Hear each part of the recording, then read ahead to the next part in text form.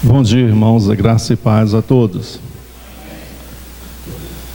Fiquei muito feliz com o convite do pastor Carlos por estar ministrando essa manhã, domingo passado, e ao longo da semana estive pedindo a Deus direção para falar dos assuntos dos quais eu mais gosto de abordar, que é a questão da família. Hoje, ainda pela manhã, quando eu estive orando, pedindo a Deus para abençoar cada família da igreja, eu estive me lembrando dos 15 anos que eu estive pastoreando e de quanto nós insistimos nessa temática com o rebanho, no sentido de que a igreja só seria uma igreja abençoada se nós tivéssemos famílias abençoadas. E depois de 15 anos de trabalho desgastante e insistente para que as pessoas estivessem sempre buscando a presença de Deus, eu pude perceber que alguns anos atrás eu tenho tido uma experiência diferenciada do que nós chamaríamos de performance de púlpito, né? Ou performance de altar. Eu digo performance no sentido de que todas as vezes que nós estamos diante de um auditório, estamos sempre na condição de sermos avaliados e também de avaliadores. Mas quando nós estamos em casa com as nossas pessoas que nós amamos, esposos, filhos, e eu percebi que esses últimos anos eu estou sentindo a presença de Deus de uma forma diferenciada da que eu me habituei ao longo desse tempo todo. Eu quero que os irmãos não se escandalizem com o que eu tenho a dizer, mas eu tenho lá em casa 2 cachorrinhas pitsus que nós gostamos muito. Para algumas pessoas, animais são até, vamos dizer assim, bastante valorizados, né? Mas quando nós nos reunimos lá em casa e há uma brincadeira entre eu, meus filhos, minha esposa e as nossas cachorras, eu sinto que eu estou adorando a Deus e Deus está feliz, Deus está sendo glorificado com a realização nossa de família, com a maneira como nós conseguimos manter a pureza de sinceridade, de propósito, de sermos uma família segundo o coração de Deus, mesmo fora de um templo.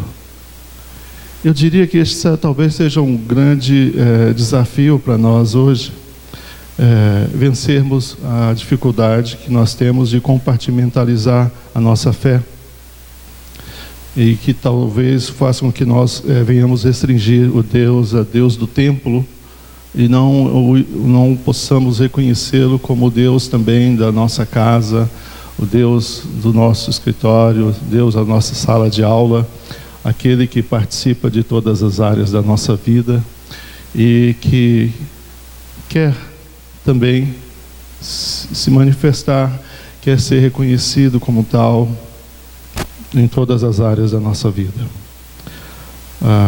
É importante nós entendermos, quando falamos da presença de Deus, estamos abordando um assunto bastante subjetivo. Eu diria que tem a ver com que nível de experiência de Deus que cada um de nós temos ao longo da caminhada, e reconhecemos que cada um de nós também tem experiências diferenciadas, mas eu consigo andar pelas ruas de Goiânia, mesmo no meio do trânsito caótico, e perceber que Deus está aqui. Eu consigo me divertir com minha família e perceber que Deus está aqui também, que Deus está no meio do seu povo. Onde estiver 2 ou 3 reunidos no seu nome, Ele se faz presente. E que Deus, irmãos, habita no meio do seu povo. Deus habita no meio dos louvores do seu povo. E que Deus é uma realidade concreta para a gente experimentar mais do que teorizar. como nós falamos da última ministração com vocês. E pela primeira vez eu abordo um assunto dentro de uma temática que o pastor propôs. Eu peço licença aos irmãos para abordar dentro de um contexto bíblico que eu estou um pouco mais habituado. E eu quero convidar os irmãos que trouxeram suas Bíblias, por favor, a abrirem suas Bíblias no primeiro livro de Samuel, no capítulo 21, do versículo 1 ao versículo 10, que é o nosso texto que está nos proposto aqui nessa manhã.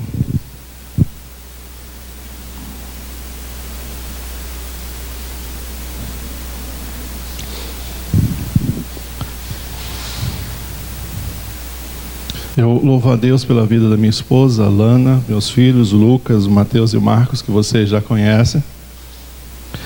E eu creio que eu ainda não tive a oportunidade de conhecer a Nina e a Panda, que são as nossas duas cachorrinhas. Mas vamos ter a oportunidade de ver que, quando eu falo que nós servimos a Deus com um coração sincero, os irmãos vão ver isso, não aqui no templo, mas lá em casa, convivendo com nossa família. Embora eu ache que a Nina e a Panda não sejam tão convertidas assim. A bagunça de vez em quando aparece. Eu achei interessante isso, irmãos, porque eu estava olhando no trânsito aqui em Goiânia, e alguns carros têm um adesivo assim com o pai, a mãe, os filhos e os cachorrinhos do lado, né? Eu não sei aqui se tem alguém que não defende muito essa ideia, né? Mas para algumas pessoas, eu achei interessante, tinha uma ovelha nossa que dizia o seguinte: pastor, a minha cachorra faz parte da minha família, e colocou o sobrenome da família na cachorra. Ok, tudo bem, não vou discutir com você. Bom, 1 Samuel, capítulo 21. Eu poderia solicitar a participação dos irmãos? É possível a gente trabalhar assim? Poderíamos ler esse texto, então? Todos juntos? Falar com o sacerdote Ameleque em Nob. Ameleque tremia de medo.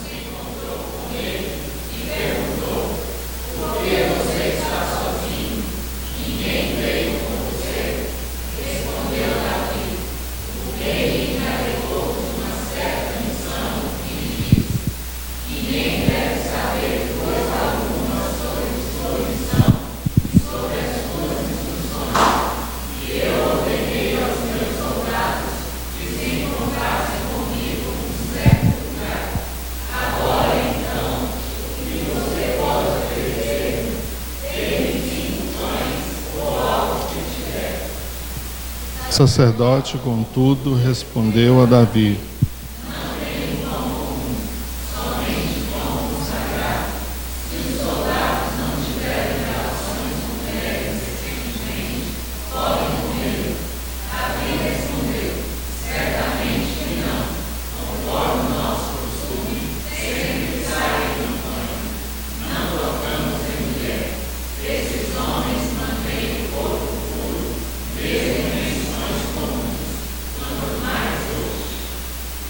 Então, sacerdote, Deus, consagrados, visto que não havia outro além do pão da presença, que era retirado de diante do Senhor e substituído por pão quente no dia em que era tirado.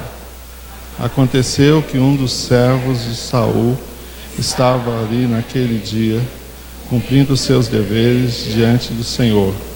Era o edomita Doeg, chefe dos pastores de Saul. Você tem uma lança ou uma espada aqui?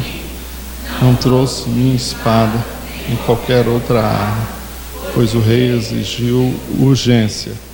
O sacerdote respondeu: a espada de Golias, o filisteu, que você matou no vale de Elá, está enrolada num pano atrás do colete sacerdotal.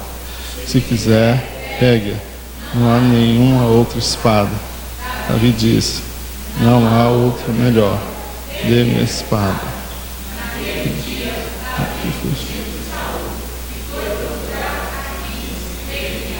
Amém. Amém. Obrigado, irmãos, pela participação.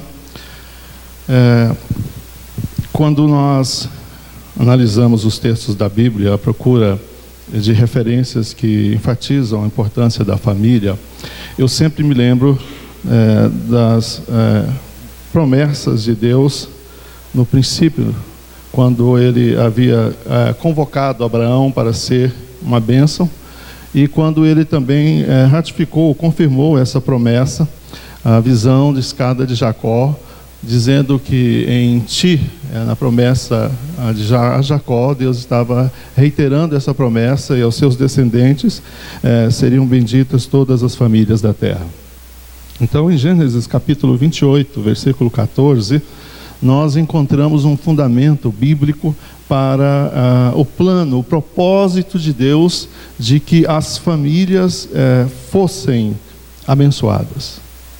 Isso, irmão, nos remete à percepção de que família não é um projeto humano, família é um projeto de Deus.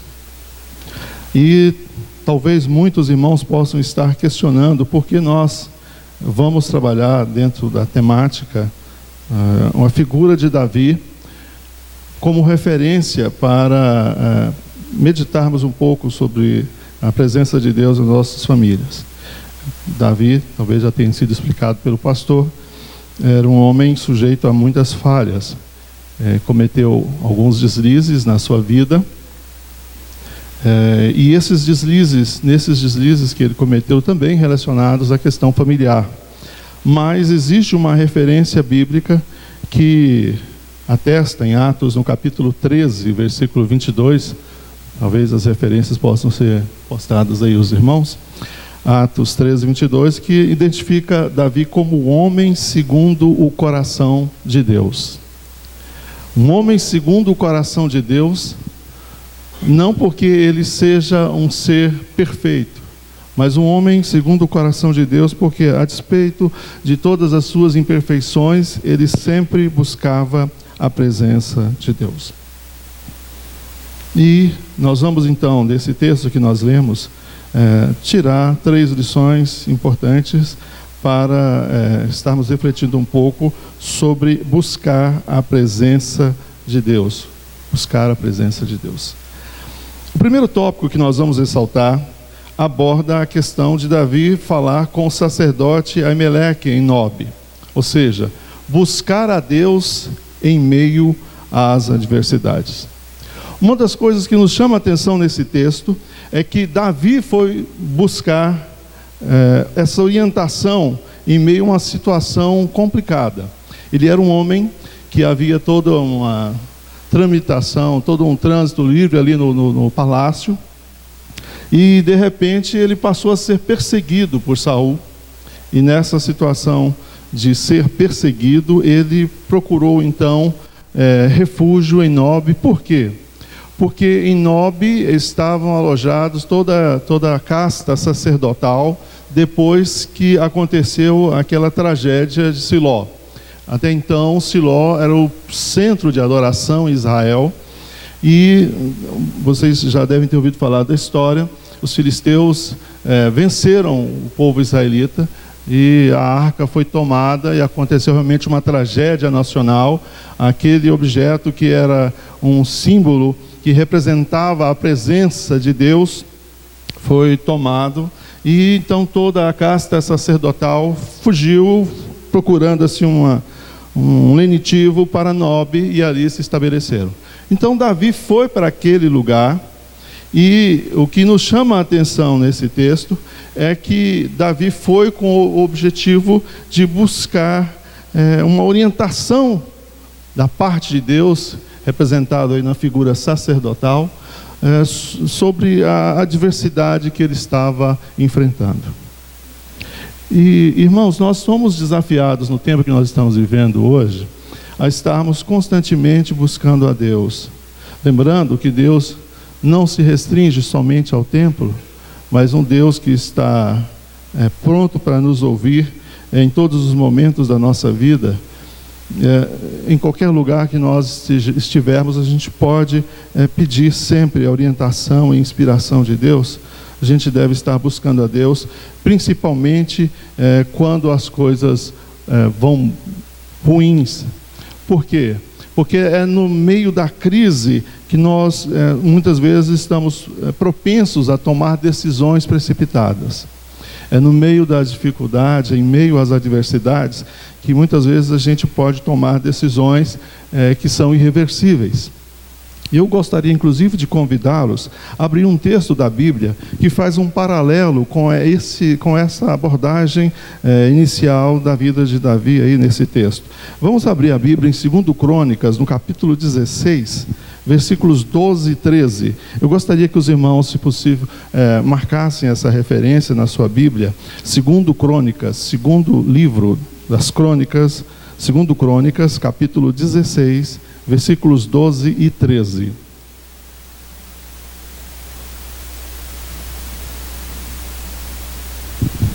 Vocês encontraram? Amém? Quem poderia participar lendo para nós, por favor, bem forte, para todos ouvirem? Algum voluntário, voluntária?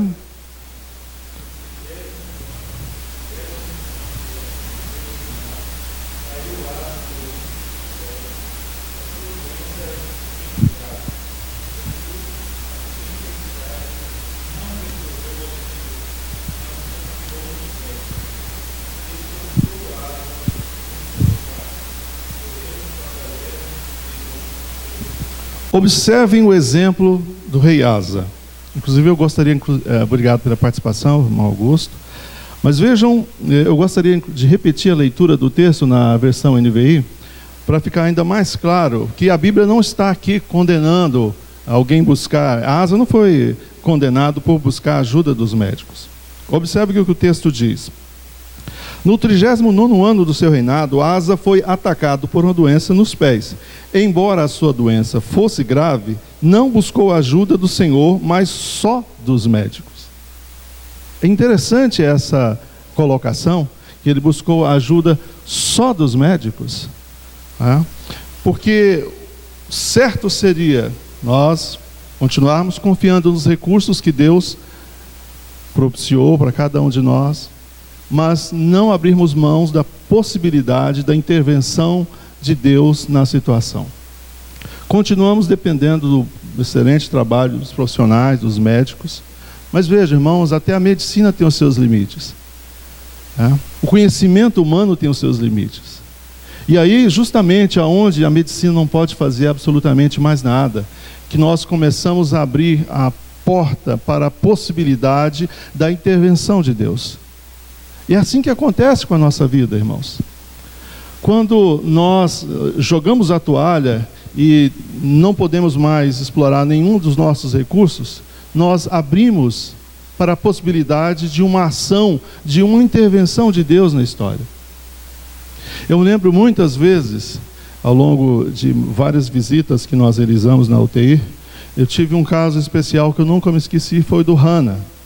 O nome desse rapaz, desse menino é Hana, descendente de árabes, aqui em Goiânia, e ele estava com uma doença seríssima e foi conduzido aqui ao UTI no hospital de Goiânia, e a mãe desesperada falou: pastor, o senhor poderia ir ao hospital, porque meu filho, ele vai morrer, ele não vai sobreviver.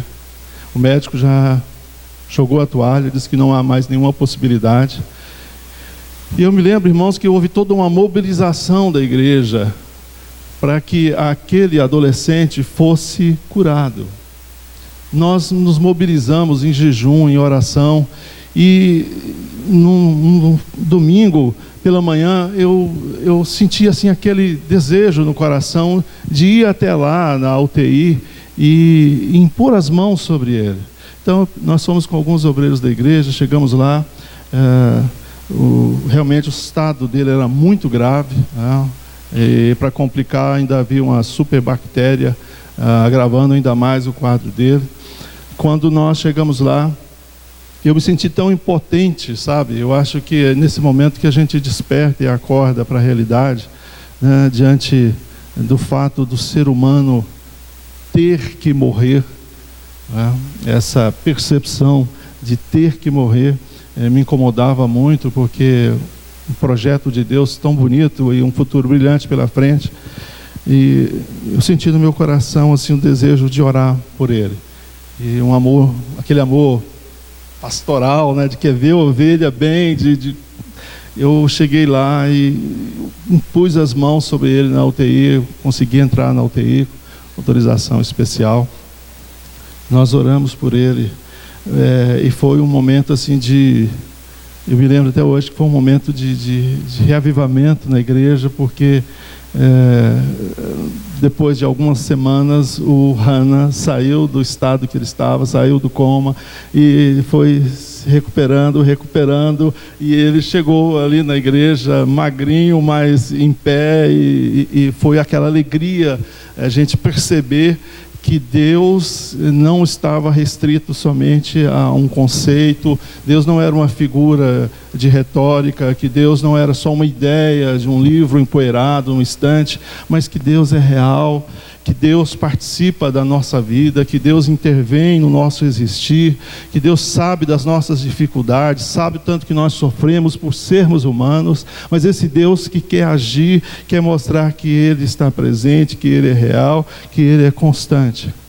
Em meio às adversidades, a gente pode fazer uma leitura diferente.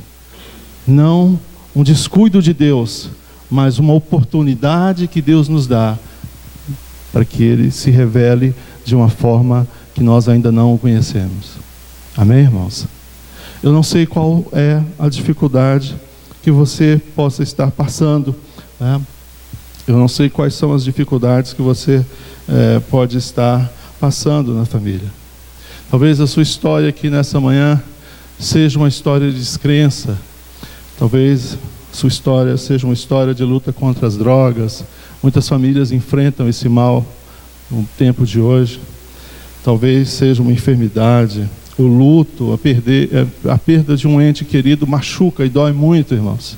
Mas eu quero dizer a você nessa manhã que o teu Deus sabe, e que o teu Deus conhece você, que Ele cuida de você, que Ele está pronto para agir, pronto para intervir, pronto para nos abençoar, pronto para se revelar, para te mostrar que Ele é o seu Deus.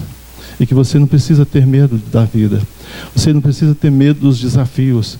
Você não precisa ter medo de constituir a sua família, de que ela seja uma expressão, que ela seja realmente ali o rebanho de Deus consagrado para a glória de Deus. Amém?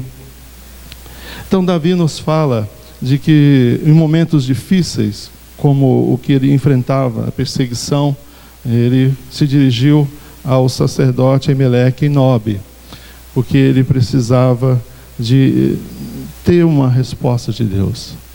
Ele precisava de ver Deus agindo ali em meio àquela situação que ele está passando. Por isso, nessa manhã, quero te desafiar a continuar depositando em Deus todas as suas angústias, todas as suas perplexidades, todas as suas dúvidas, porque Ele te conhece, Ele sabe o que você precisa, Ele sabe o que nós precisamos, e Ele não é um Deus omisso, Ele cuida de nós. Amém? E como a família é um projeto maravilhoso de Deus, irmãos, porque é justamente na família que a gente percebe o cuidar de Deus. Hoje os anjos, os mensageiros de Deus, são de carne e osso, na medida em que nossos pais, nossos filhos, nossos entes queridos, são pessoas que Deus constituiu na nossa vida para cuidar de nós. Existe um pensamento que diz que o lar é o local onde nosso estômago recebe 3 refeições por dia e o nosso coração recebe 1000. Então é nessa expressão de amor, nessas expressões de compreensão, nessas expressões de ternura que a gente recebe no lar, que a gente observa que realmente a família é um pedaço do céu aqui na terra. É o local onde a gente reclina a cabeça, é o local onde a gente tira o sapato, fica à vontade, brinca, sorri, chora, onde realmente nós somos refeitos e reconstruídos como seres humanos. Segundo tópico, eu gostaria de abordar com os irmãos o que diz A família, segundo o coração de Deus, é fortalecida quando está em sua presença. Bom, se nós sabemos que buscar Deus em meio às adversidades, né, como aconteceu com Davi, nossa família é abençoada, essa presença de Deus é uma realidade concreta. Nós sabemos também que na presença de Deus nós somos nutridos, nós somos alimentados. Eu me lembro da passagem bíblica em Êxodo, no capítulo 33, do versículos 12 a 17, quando Moisés teve a incumbência de levar o povo adiante. E ele disse o seguinte: Senhor, eu vou sair com esse povo, mas tem uma coisa, se o Senhor não for comigo, não me faça sair desse lugar. E a resposta de Deus é uma das respostas mais lindas da Bíblia, no sentido de ele dizer assim: olha, a minha presença será contigo e eu te darei descanso. Vamos ler essa referência bíblica, por favor? Tem como colocar aí? Êxodo, capítulo 33, versículos 12 a 17. Tem como hoje, só para nós relembrarmos essa referência bíblica.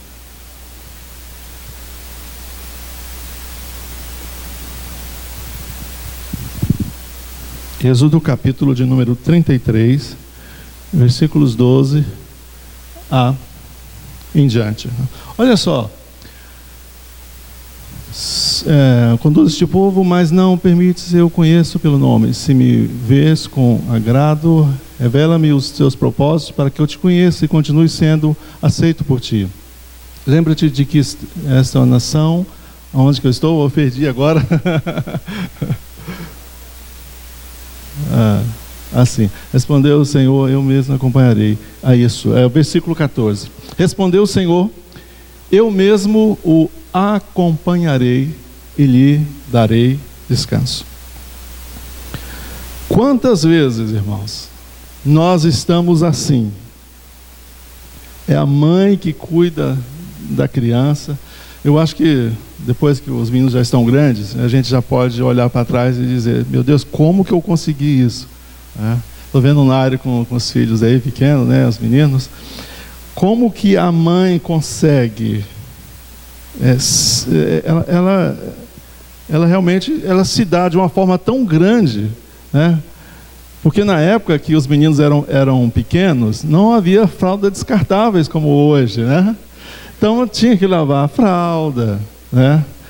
E eu não havia, ninguém faz curso para ser pai e mãe, né? Então a gente aprende assim na hora. E, irmãos, quando eu fui trocar o meu filho pela primeira vez, eu senti um mal-estar muito grande, porque eu não havia sido preparado para trocar a criança. Os meninos vão ficar: pai, como é que o senhor fala aquilo na frente da igreja, pai? Mas ele já está grande. Mas hoje, né? Hoje as coisas são bem mais fáceis, mas naquela época era um pouco mais complicado. E trocar os meninos, a gente foi aprendendo, e de repente aquela atividade que era uma atividade que poderia causar até nojo, se tornou uma atividade prazerosa para nós. Um prazer de cuidar de um ser vivo.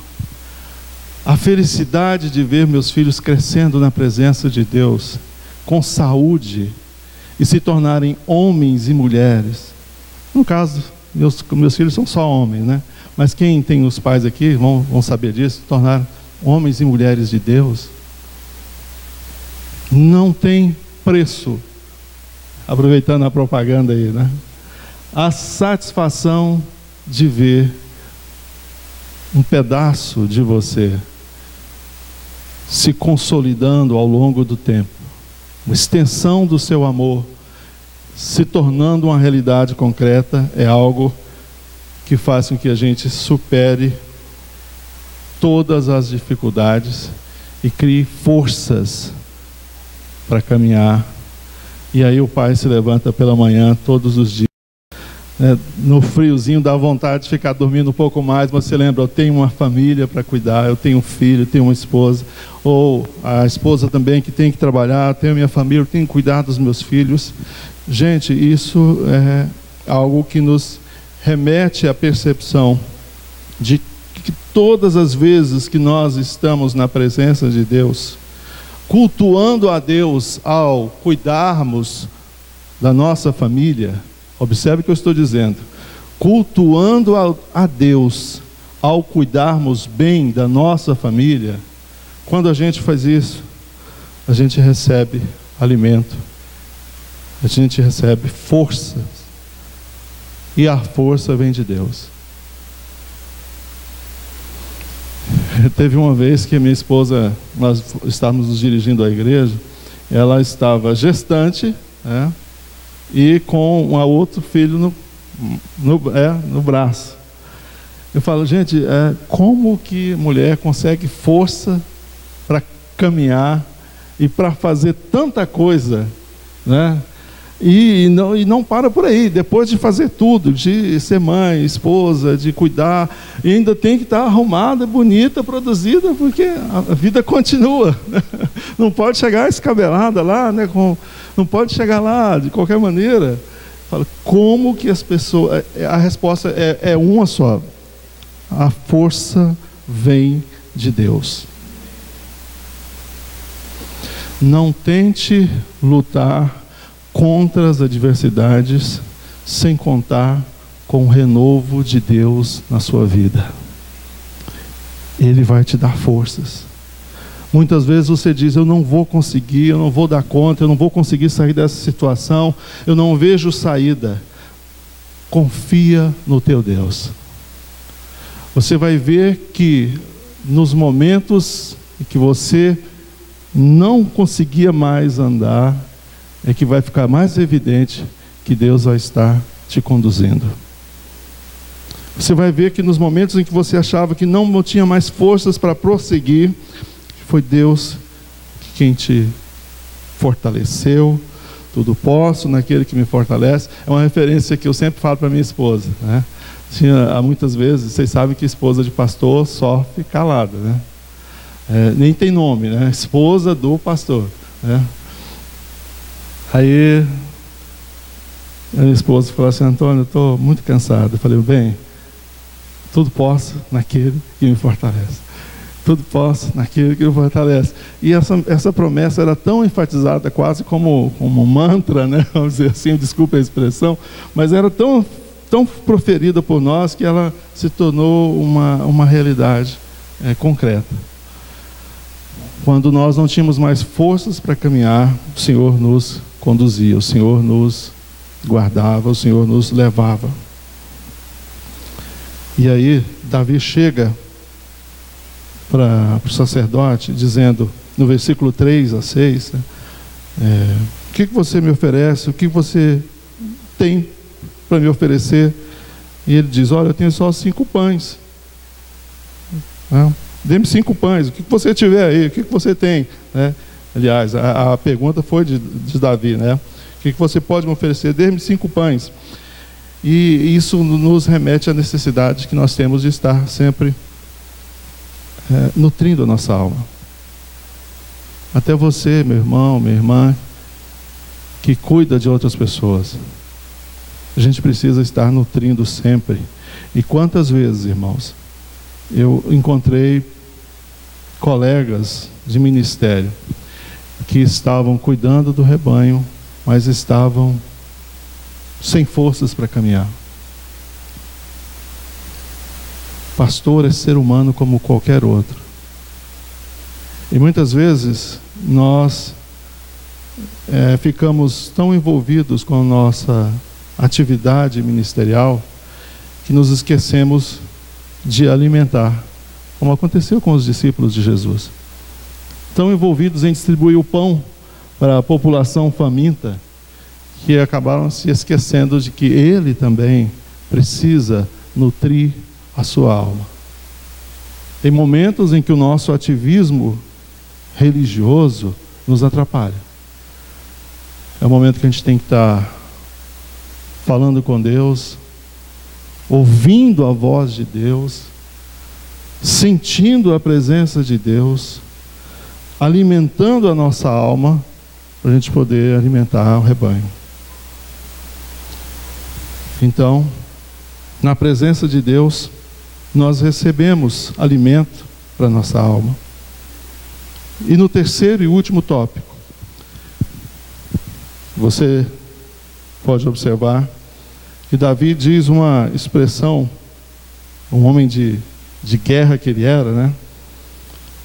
Um pouco até, vamos dizer assim, pesada para nós hoje. Você tem uma lança, uma espada aqui, não trouxe minha espada nem qualquer outra arma. A presença de Deus, nós não recebemos somente forças, mas somos equipados para lutar. E quando falamos de lutas, irmãos, eu gostaria de concluir essa reflexão abordando um texto que o apóstolo Paulo sintetiza toda essa necessidade que a igreja tem, em especial as famílias, entendo aí no caso as famílias, de estarmos equipados para a luta. Efésios, no capítulo 6, pediria, por favor, que você projetasse para nós, por gentileza, só para nós concluirmos um pouquinho esse último tópico.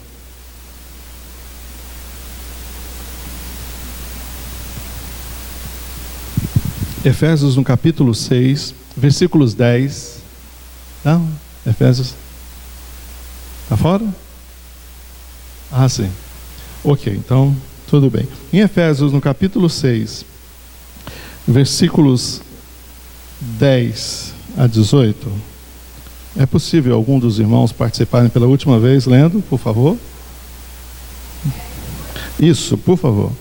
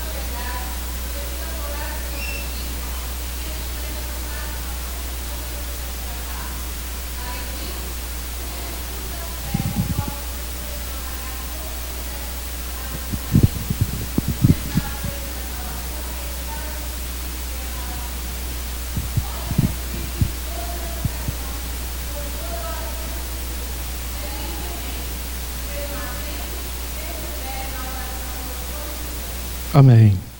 Resumiu tudo. Qual é o nosso arsenal nessa luta que nós temos no dia a dia, né? Estarmos sempre na presença de Deus e estarmos equipados para lutar. Uma recomendação prática que eu preciso repassar aos irmãos, eu sei que cada um tem a sua experiência como família, mas você nunca descuidar da necessidade de que sempre haja um diálogo em família. Você quer ver nós fazermos um teste sobre o nível da convivência familiar entre as pessoas hoje? É você observar no dia que é comum aqui em Goiás, o dia que falta energia. O dia que não funciona a TV, não funciona a internet, o dia que está tudo desligado. Observe se entre essas pessoas ainda há possibilidade para o diálogo. Porque algumas pessoas, quando falta energia, eles entram em pânico. Percebem que são estranhos morando no mesmo local, só isso. Talvez o conceito de uma família, ou de um projeto de uma família que nem passou pela mente de Deus. Um lugar onde as pessoas estão juntas, mas são estranhas. E por que são estranhas? Porque não há diálogo. A internet toma o nosso tempo. A TV toma o nosso tempo. Com todo respeito aí ao trabalho dos colegas. E outros recursos tomam o nosso tempo. Qual o tempo? O tempo da gente conversar. E aí, como é que você está? Está bem? O que está passando no seu coração? O que está passando na sua mente? Como é que foi a aula hoje? Como é que foi o seu dia de trabalho? São práticas que iniciam um relacionamento que hoje não está sendo muito comum. E por não conhecermos quem está ao nosso lado, nós também não aprendemos a amar. É importante que a gente esteja sempre aberto para o diálogo. Família é um projeto de Deus e exige um investimento de longo prazo. Todos os dias a gente tem que estar regando, conversando, participando da vida do outro. Eu creio, irmãos, que na medida em que nós estamos na presença de Deus, buscamos a presença dele em meio às adversidades, alimentamos a nossa alma nessa presença, somos equipados para lutar as nossas lutas do dia a dia, nós consolidamos o cumprimento da promessa de Deus. Quando Deus havia dito a Jacó que na pessoa de Cristo, que é a descendência de Jacó, em ti seriam benditas todas as famílias da terra. Família é um projeto de Deus e nós temos um grande desafio pela frente. Continuar investindo tempo, energia, forças, para que aquele rebanho do qual Deus te constituiu sacerdote seja apresentado a Deus incontaminado, no meio de uma geração corrupta e perversa. Deus abençoe a todos os irmãos. Nós queremos convidar a todos os presentes, mesmo do jeito que você está, fazermos uma oração pedindo a Deus que Ele continue revelando a sua presença em nossas famílias. O Deus que nós servimos não é o Deus do templo, somente do templo, mas é o Deus do nosso lar, é o Deus que está presente em todos os momentos da nossa vida. Senhor, nessa manhã nós começamos a refletir um pouco sobre a necessidade de estarmos na sua presença. Queremos te pedir perdão por muitas vezes restringirmos a tua manifestação somente ao templo. Tu és o Deus não somente do templo, mas o Deus dos nossos lares, das nossas casas. O Deus que age nas repartições das nossas empresas, no local onde nós trabalhamos. O Deus que age no trânsito da nossa cidade. O Deus que age no coração das pessoas que o Senhor tem investido de autoridade. Por saber que o Senhor é Deus presente, Deus conosco, Deus que habita em nós, nós queremos pedir, Pai, que a cada dia o Senhor se revele através da tua igreja, das famílias que são tuas. Que o Senhor se mostre como o Deus que abençoa, o Deus que opera milagres, o Deus que transforma vidas, o Deus que muda os corações. Nós nos satisfazemos de te conhecer e saber que tu és o nosso Deus.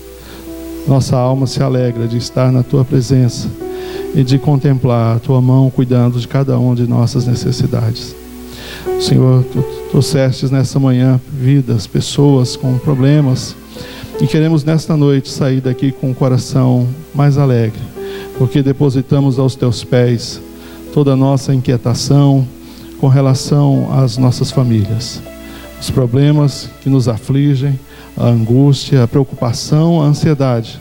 Nós depositamos aos teus pés nessa manhã e descansamos no teu cuidado, descansamos na tua proteção, descansamos no teu agir. Estamos aqui te louvando, certos de que o Senhor é Deus que responde à oração do teu povo, em nome de Jesus Cristo. Amém.